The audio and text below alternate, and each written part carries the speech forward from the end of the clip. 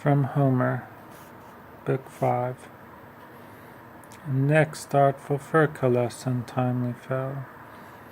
Bold Marion sent him to the realms of hell.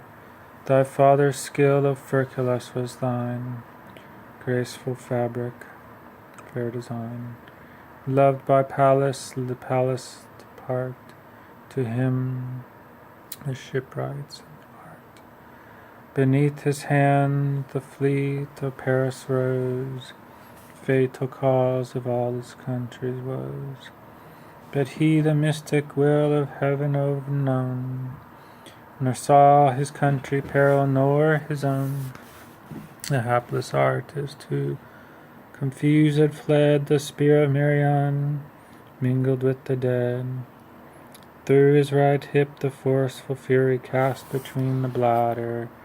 The bone had passed bone on the knees and falls, and fruitless cries and death in lasting slumber seals his eyes from Megis's force. The swift Pedaeus fled, Antenor's offspring from a foreign bed, whose generous spouse Theanor, heavenly fair, nursed the young stranger. The mother's care, how vain those cares when Meges in the rear, full in his nape and fixed the fatal spear. Swift through his crackling jaws the weapon glides, and the cold tongue and grinning teeth divides. Then died Hypsenor, generous and divine, sprung from the brave Dolopeon's mighty line, who near adorned Scamander made abode, priest of the stream and honored as a god. Him amidst the flying numbers found Eurypylus, flicks a deadly wound, his brow and shoulders fell. Forceful brand thence glancing downward topped his holy hand, which stained with sacred blood the blushing sand. Now sunk the priest, purple hand of death, his eyes fate suppressed his breath. Thus coiled the indifferent gazed, in every quarter fierce Tydides raged amid the Greek, amid the Trojan train. Wrapped through the Greeks, he wanders over the plain. Now here, now there, he darts from place to place, pours on the rear, or lightens in their face. Thus from high hills the torrents swift and strong, deluge hold fills and sweep along. Through ruined moles the rushing wave resounds, overwhelms the bridge, burst bounds. Yellow harvests, ripened year, flattened vineyards appear. Jove descends in slushy sleets of rain. Labors of mankind are vain, so raged Tydides boundless in his hour. Drove armies back and made all Troy retire. With grief the leader of the Lycian band saw the wide waste of his destructive hand. His bended bow against the chief he drew. Swift and thirsty arrow flew. His forky point the hollow breastplate tore. Deep in his shoulder pierced and drank the gore. The rushing brazen die, and the proud exulting cried, "Hither, ye Trojans!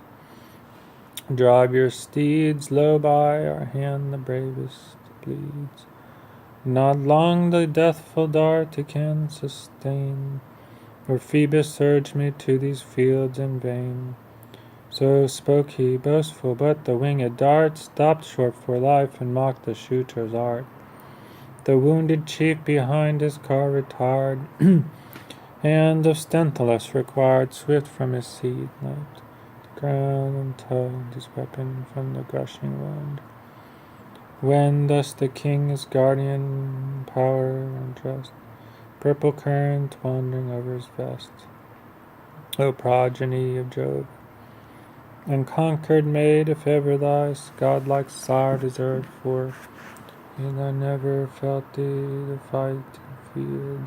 Now, goddess, now thy sacred Iliad, my lance to reach the Trojan knight, whose arrow wounds the chief thou guardest in fight. And lay the boaster groveling on the shore, once these eyes shall view the light no more. Thus prayed the Tydides, and Minerva heard, and from the orchard, his fields of the limb, the wonted vigor light, his beating bosom claimed. To fight, be bold, she cried, in every combat shine, war, protection mine, rush to the fight, in every foe. Wake each paternal virtue in thy soul. Strength swells thy boiling breast, infused by me, and all thy godlike Father breathes in thee. Yet more from mortal mist I purge thy eyes, to view the warm deities, to shun through all the plain rashly strive where human force is vain, a finger mingle in the martial band, a wound Pallas command with that the blue-eyed virgin winged her flight, the flower rushed impetuous to the fight. Within Valor fades the plain, wild with delay, enraged by pain, as on the fleecy locks when hunger calls. Amidst the field the blinding lion falls. Chance shepherd dart of savage wound, he wounds his smart. He foams, he roars, the shepherd dares not stay, but trembles, leaves the scattering flocks a prey. Leaps on, heaps the bays the ground below, then leaps victorious on the lofty mound. Not less with fury, Tydides flew, and two brave leaders, Antinous, breathless, fell by his side. The people's pastor Hypnodart, Antinous breast sieves, Hypnor's soldier and falchion cleaves. Those slain he left and sprung with noble rage, Abas and Polygus to engage, sons of Eurydamas, who, wise and old, could fate foresee and mystic dreams unfold. The youths returned not from the doubtful plain. Sad father tried his arts in vain, a mystic dream make appear. Though now determined was Tydides, young Xanthus next enthewed and felt his rage. The joy and hope of Panop's feeble age, lost his wealth, please his own years. For all his labors and a life of cares, cold death overtakes him in their blooming years, and leaves the father unavailing tears. To strangers now descends his heapy store, the race forgotten and the name no more. Two sons of Priam in one chariot ride, glittering in arms in combat side by side, as when the lordly lion seeks for food, where grazing heifers range the lonely wood. He heaps amidst them with the furious bound, bends their strong necks the ground, so from the seats the brother are torn, their steeds and chariots borne. Deep concern Aeneas viewed the woe prevailing, pierce through the thick storm. Singing spears he flies, exploring Pandarus with careful eyes. At length he found Lycium's mighty son, to whom the chief of Venus' race begun.